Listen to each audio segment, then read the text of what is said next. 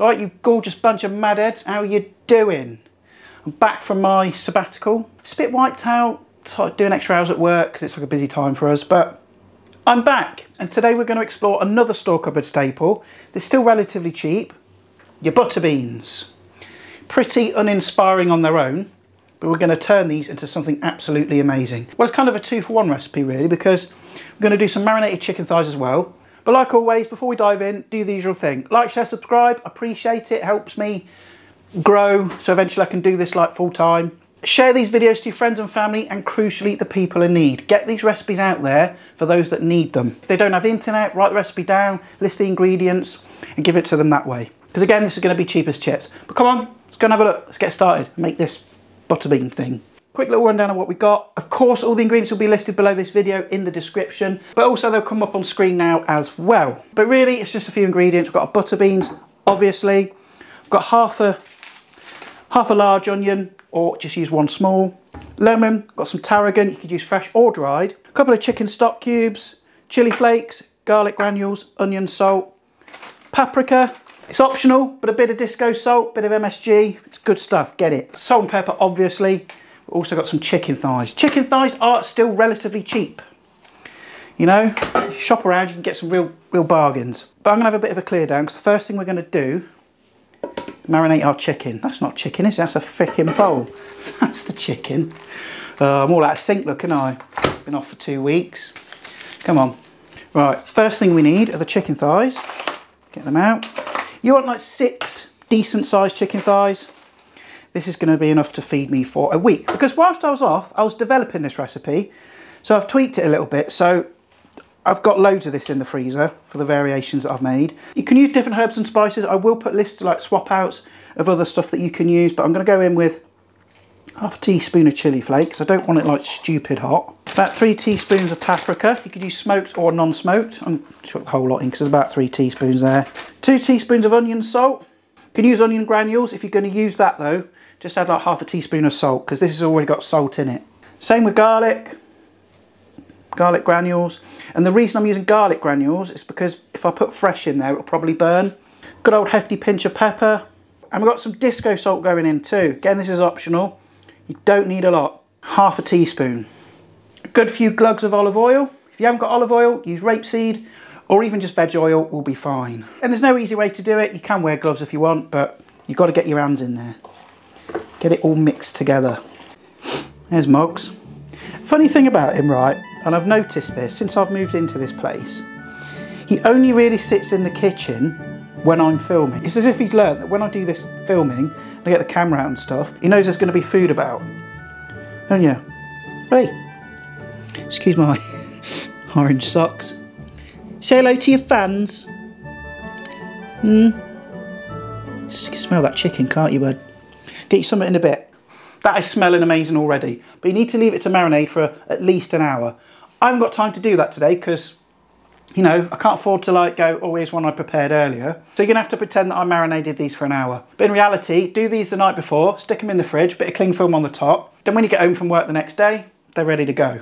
But we're going to pretend today, we're going to fake it. So when you're ready to roast the chicken, preheat your oven to about 180C fan assisted, 200 degrees non-fan assisted. And again, I'll put the conversions up on the screen because I'm useless and I forget all the blinking time. Then you want to get your chicken thighs, stick them on a roasting tray. Look how stained my nice, lovely, sort of pale blue roasting tray is. So if you've got a way, if you've got a method to clean this up, let me know in the comments. And they're ready to whack in the oven. Put them in on the middle shelf and they'll take about 30 to 40 minutes to cook until the chicken's cooked through and that skin is nice and crispy. You want it crispy because all those flavours are going to be on there. It's just going to be like savoury, salty, umami deliciousness. Controversial opinion, I think chicken skin is better than pork crackling. Which do you prefer? Let me know in the comments as well. And whilst the chicken thighs are roasting away, we can crack on and make the, I don't know what to call it yet, like a butter bean stew thing. It's going to be nice. I also forgot to mention at the beginning, we're going to add like 2 garlic cloves as well. And there's a minimal amount of prep. Literally all I need to do is dice the onion. I want it nice and fine because I don't want like massive chunks in the stew, so dice that nice and fine. The tarragon, I'm going to pick the leaves off that and chop them nice and fine. If you're using dried tarragon, you're going to want about a tablespoon's worth. Don't go overboard with it though, because like tarragon's a powerful herb, it can overtake. The garlic, I'm going to chop that up as well, probably like into thin slices. And you're going to want the juice of 1 lemon, so I'm just going to cut that up, squeeze the juice out. And that's pretty much it prep wise, apart from opening the beans. There's nothing else to do, so we can crack on with it. Forgot to mention you need double cream. Honestly, I'm slacking this week. So with my pan then, I'm going to put that onto a sort of lowish heat. And I'm going to add a bit of sunflower oil, or any fat really. And then straight in with your onions, your finely diced onion. And just gently soften those for about 10 minutes or so. This pan's going to take flipping ages to get to heat because it's a very thick boy pan. God's sake, I'm really cocking things up today. Because I wasn't paying attention, I've kind of scorched the onions a bit. So yeah, don't do that. Do as I say, not as I do. Next I'm going to go with the garlic. Definitely don't burn this, else the whole thing's freaking game over. Give that about 30 seconds till it starts to smell fragrant, and also we're going to take the rawness out of that garlic as well. Then straight in with your butter beans, water and all. Take your chicken stock cubes. 1, 2, and again use like cheap ones, expensive ones. These are Knorr, I think. Got them in the sale. Add those to that. They're going to add lots of flavour as well. And they're also going to season it. Bring that to a gentle simmer, and those stock cubes will dissolve into that water. I can see you peeping. Get in down there, look. The butter beans are already cooked.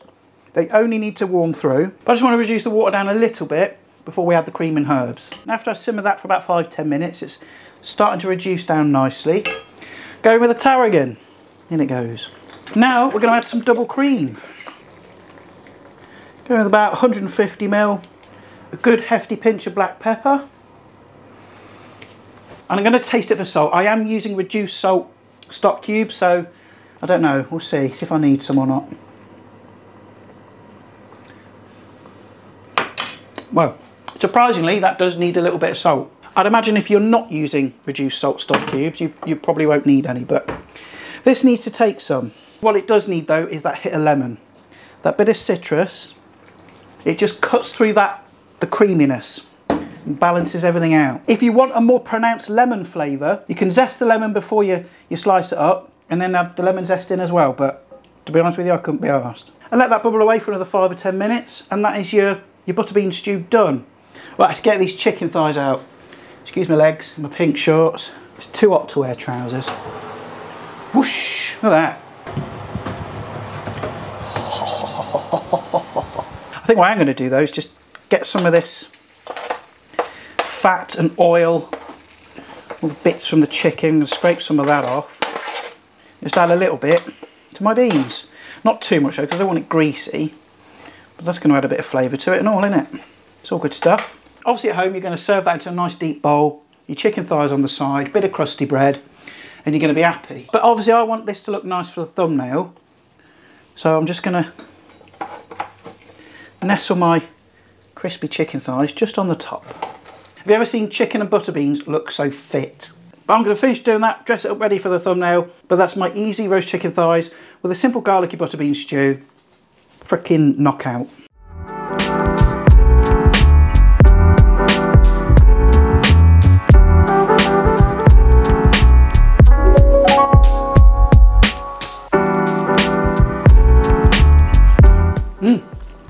That is sensational, I promise. Bloody baking now though. I've chose probably one of the warmest days we've ever had this year, this summer, to make that, which is not really ideal for hot weather, but it's bloody delicious. It's cheap as chips as well. Butter beans are like, what, 50p a can? Chicken thighs, you can get a pack of like, was about, what, 8 in the pack that I got for about £2.60, £2.80. A few seasonings, bit of stock, bit of cream, you're golden. And another little tip for you, and this is completely like nothing to do with cooking. Well, it sort of is. Obviously, some of you have seen my gardening video that I did. I seem to have gotten green fingers lately. If you live in the UK, get down to Wilko's, because at the minute, all their like seeds, flower seeds and veg seeds are all 70% off. So I've got bunches of stuff for next year. So I've got some tomatoes, corn, leeks, more carrots, broccoli, onions, loads of stuff, parsnips. So, you know, you want to save yourself some money, you want to be a bit more self-sufficient. Wilco's, 70% off their seeds at the minute.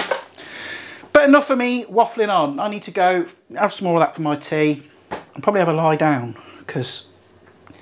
But if you enjoyed the video, please stick a like on it, share it to your friends and family, and again, like I said at the beginning, share it to the people in need. Cheap, easy, nutritious filling recipes like this are really going to help people struggling. But listen, thanks for watching. I'm going to bugger off. I'm going to go. I'll see you next time. Bye for now.